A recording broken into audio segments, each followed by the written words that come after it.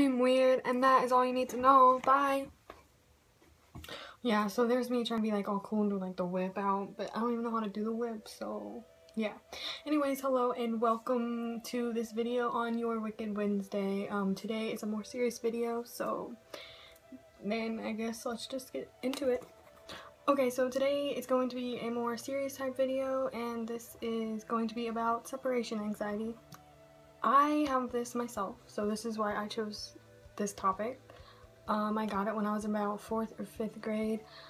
I mean, I probably had it before, but like it didn't become severe until about 4th or 5th grade. I can't remember exactly, but there was this point in time where I couldn't go like an hour without making sure my mom was okay, like messaging her.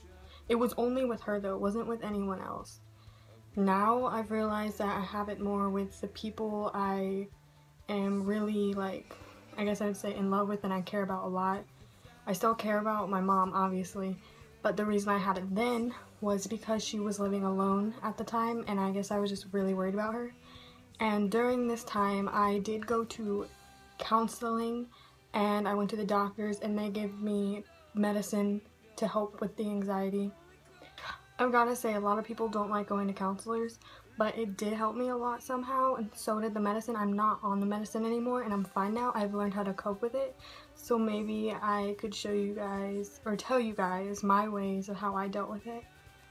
Okay, so I don't do much to deal with it. Having people there is a big thing. They can keep you calm, tell you everything's okay. First of all, the thing with separation anxiety is that, well, with me, I feel as if like, well, what I think of is like, I think of the worst things. Like, they could have died, they could have got in an accident, they could have fell and got hurt, they could, just like anything bad I worry about happening, and that's what builds the anxiety up. And plus, not being able to see them and be with them worries you. That's like what I get when I feel separation anxiety. Now others might feel like they just want to be with the person, they miss them, they can't stand not being with them and stuff like that along those lines. But others may just assume, like, if I don't hear from them, if I can't see them physically, something might be wrong with them, and it just worries you and you get worked up and could lead to you getting panic attacks, and that's not good. So I guess I can just show you guys a few ways that I like, well, I won't show you, but I'll tell you obviously a few ways I deal with my separation anxiety. So here they are, I guess. Okay, so the number one thing would be having people there with you physically. It'll make you feel less alone. You can talk to them about what's going on. I mean, I know it may be hard, but they're gonna help you and support you, and they're gonna tell you everything's okay. I mean, just having people there for you to keep things off your mind is gonna help a lot. I know, like, it may seem like it won't, but it actually helps me a lot, so give it a try, I guess.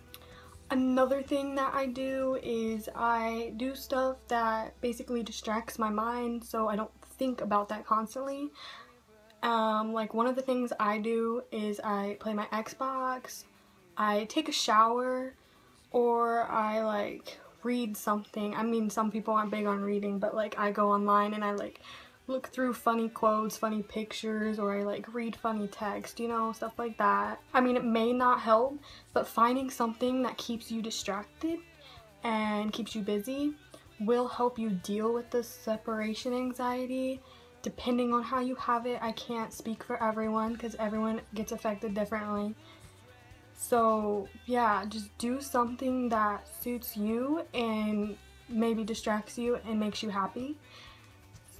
It's basically all I do, except for sometimes, I mean, obviously you're not always going to get it completely off your mind. It's going to be there a little bit, but eventually you will learn to deal with it and cope with it.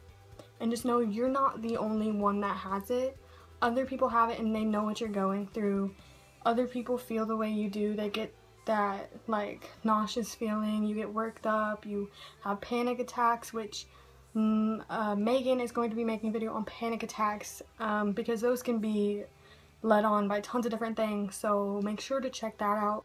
No, anxiety itself at all, whatever kind it is not fun, but there are ways to deal with it and overcome it. So don't think that you're all alone and that you can't get help, because you can, and I did. I mean, mine wasn't severe as other people's are. Mine wasn't that bad, but if you have it, you should ask for help as soon as you can so it can get better. If I didn't get help, the help that I did, then mine might have grown worse. I never know. Well, you never know, whatever. So yeah, that's basically it. This wasn't a very fun video, but this is the start of our channel, and we felt this was the best thing to start off with. And I'm sorry again about the room and the lighting. It's late and I had to make this because it's last minute and I've been busy. So yeah, and I'm sorry about this, my hair and everything. I don't really care because this is where I get to express myself, and I feel like I can just be myself and I don't have to worry about what other people think. So yeah, and you shouldn't either, because we're all perfect in our own ways. So make sure to smile and have a wicked Wednesday.